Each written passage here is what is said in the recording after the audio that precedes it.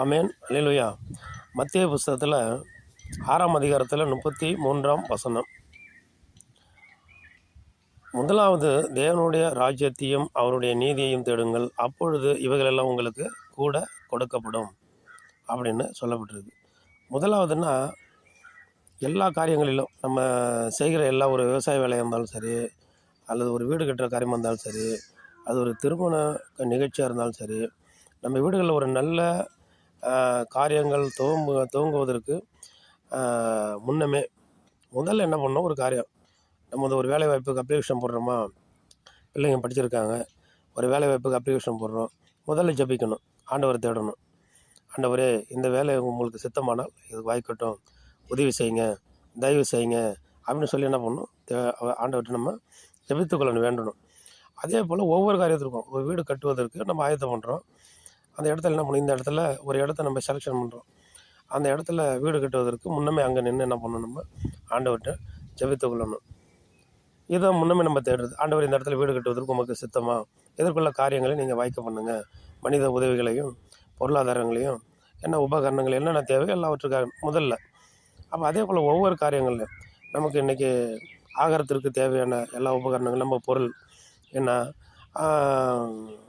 எல்லா காரியங்களும் நம்ம வீட்டுக்கு தேவையான, நம்மளுடைய வாழ்க்கைக்கு தேவையான எல்லாவற்றையும், பிள்ளைகள் படிக்கணுமா, ஸ்கூலில் சேர்க்கணுமா, இப்படி ஒவ்வொரு காரியங்கள் இருக்குது பாருங்கள். எல்லா நிகழ்ச்சிகளும் முதல்ல நம்ம தேடணும். முதல்ல யாரை தேடணும், ஆண்டவராகிய இயேசு கிறிஸ்துவை நம்ம முதல்ல தேடணும். எந்த ஒரு நிகழ்ச்சி நடக்குது துவங்குவதற்கு முன்பாக நம்ம ஆண்டவர்கிட்ட நம்ம கேட்டுக்கணும். அதுதான் அங்கே சொல்லப்படுது, முதலாவது தேவனுடைய ராஜ்யத்தையும் அவருடைய நீதியையும் தேடுங்கள், அப்பொழுது இவைகள் எல்லாம் உங்களுக்கு கூட கொடுக்கப்படும்.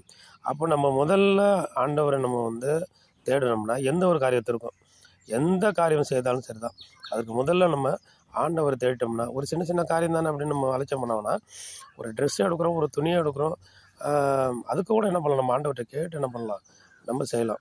அப்படி ஒவ்வொரு காரியங்களும் நம்ம ஆண்டவரை தேடும்போது, முதல்ல ஆண்டவர்கிட்ட நம்ம கேட்டு ஆண்டவருடைய அனுமதியை பெற்றுக்கொண்டு நம்ம செய்யும்போது, முதலாவது நம்ம ஆண்டவர் தேடுறோம் இல்லையா, அப்போ என்ன சொல்லப்படுது, முதலாவது தேடினா இவைகளெல்லாம் உங்களுக்கு கூட கொடுக்கப்படும்.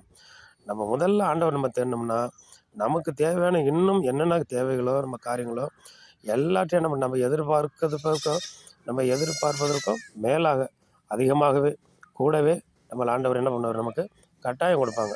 ஏன்னா அன்றிலிருந்து என்ன செய்யணுமா, முதல்ல எந்த ஒரு காரியம் துவங்கினாலும், வீடு கட்டுகிற காரியம் இருந்தாலும், திருமண காரியங்களாக இருந்தாலும், பிள்ளைகளுக்கு ஸ்கூலில் சேர்க்கணும் அல்லது காலேஜில் சேர்க்கணும், அப்படியே திருமண வாழ்க்கை காரியங்கள், இப்படி எந்த ஒரு காரியங்களாக இருந்தாலும் முதல்ல நம்ம ஆண்டவர்கிட்ட என்ன பண்ணிடணும், நம்ம முதல்ல கேட்கணும், ஜெபிக்கணும்.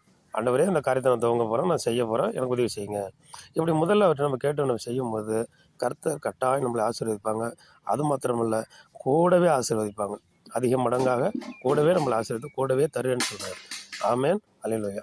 இன்றையிலேருந்து நம்ம என்ன செய்வோம், அப்படி ஒரு முயற்சியை நம்ம செய்வோம். ஆமேன். அல்லேலூயா.